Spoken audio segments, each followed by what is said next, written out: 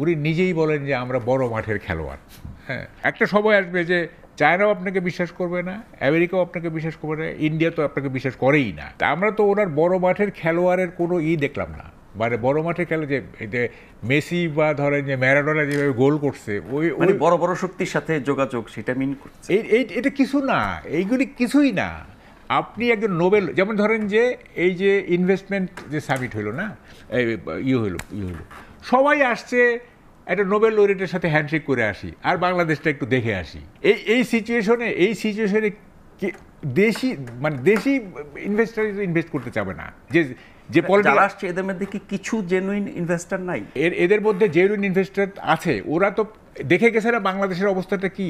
বাংলাদেশে এই যে মব কালচার থেকে শুরু করে আনরেস্ট, চাঁদাবাজি, এই সেই, এটার আনপ্রেডিক্টেবল সব কিছু, এরা কি ইনভেস্ট করবে? আবার মানে এটা তো চোখ বন্ধ করে বলা যায় যে করবে না, চোখ বন্ধ করে দিয়ে বলা যায়। হ্যাঁ, তারপর ধরেন যে এই যে উনি বড় মাঠের খেলোয়াড়, ঠিক আছে, তা ইউএসএইড ফান্ড বন্ধ করে দিল সারা পৃথিবীতে। বড় মাঠের খেলোয়াড়ের জন্য তো বাংলাদেশ কনসেশন পাইতে পারতো, পায় নাই তো। আমেরিকার ট্যারিফ বসাইলো, বড় মাঠের খেলোয়াড় হিসেবে তো বাংলাদেশ থেকে বাইরে থাকতে পারতো, হয় নাই তো। কিন্তু বাগাড়ম্বর করলো কি, যে ডক্টর ইউনূসের চিঠির কারণে নাকি উনি 3 মাসের জন্য স্থগিত করছেন। মানে দেখেন বিষয়গুলিকে। আমি একটা নাম দিচ্ছি, বাংলাদেশ আরব লীগ দেশের এইটা আমি এখন বলতেছি যে এই যে মুজনাসির মামুন বলছিল এটা সব সম্ভবের দেশ, আমি বলি এটা বাগাড়ম্বরের দেশ। মানে সবাই বাগাড়ম্বর করে। হ্যাঁ, মানে রেজাল্ট, আমার তো রেজাল্ট দেখবো, তাই না? আপনি দেখেন, আপনার বাসায় আমি গেলাম, আপনি কি আমার সাথে খারাপ ব্যবহার করবেন? যতটা সম্ভব আপনি করবেন। তারপর যদি আপনার বাসায় গিয়ে আমি বলি যে আমার 1 লাখ টাকা ধার দেন, তো সেইটার সময় কিন্তু আপনি বিবেচনা করবেন যে আমি টাকাটা ফেরত দিতে পারবো কিনা, ঠিক আছে, দিতে পারবো কিনা। তখন আপনি ওই যে ভালো ব্যবহারটা আর এইটা দুইটা কিন্তু কনফ্লিক্টিং।